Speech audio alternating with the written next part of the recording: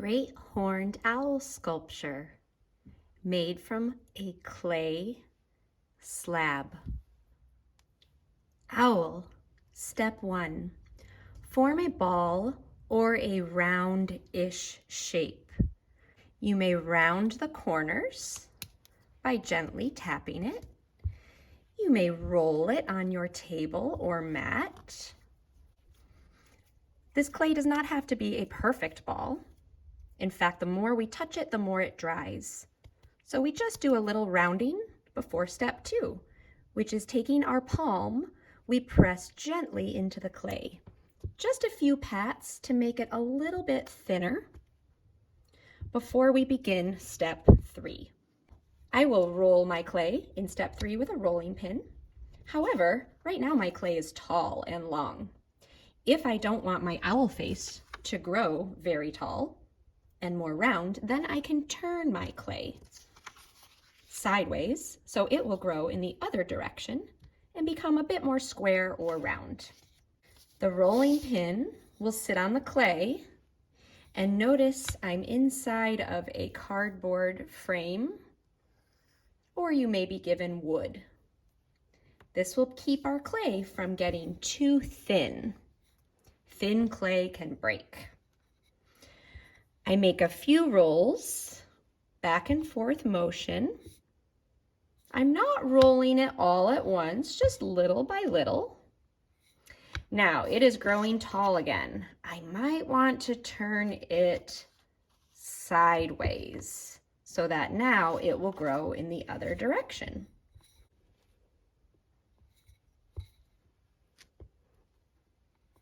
I think I'll do one more turn. It's getting a little bit tall. Turning it sideways. You will know you're done rolling when your clay is as thick as the frame. Please leave the rolling pin on the frame. This will keep our clay a nice thickness. Ooh, one last turn. One final roll. Get a nice even piece of clay or a slab. I've just rolled my clay slab. It's as thick as the frame. I'm on to step 4. Draw, then cut 2 lines.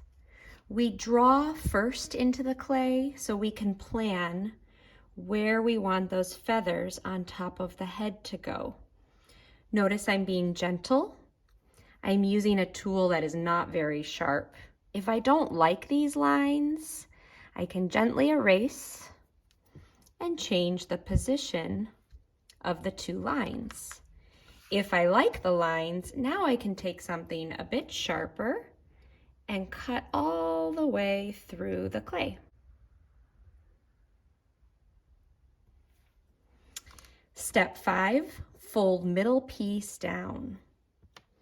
You take that section in between your cuts and you will bend it onto the rest of your clay. You can keep that nice texture, or you can take your finger and smooth that clay onto the rest of the clay.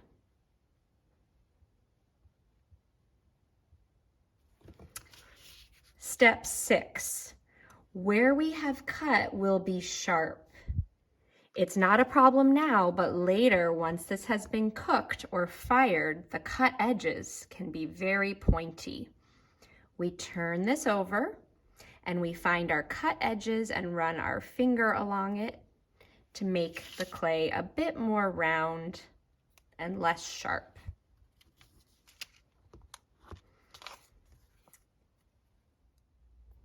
Step 7, stamp texture. Using the texture tools, we will gently stamp into the clay to form big eyes,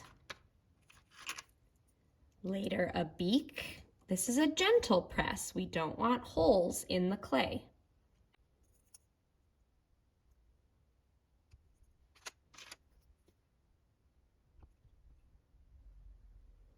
Your eyes might look different than mine.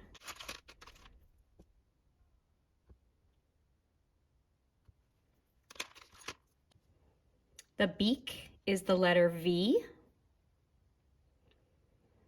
or something similar.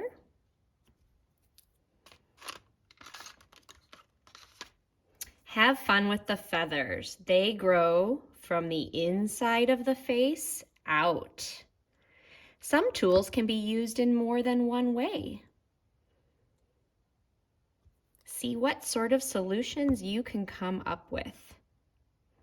If there's a texture you don't like, you can do a bit of erasing and continue.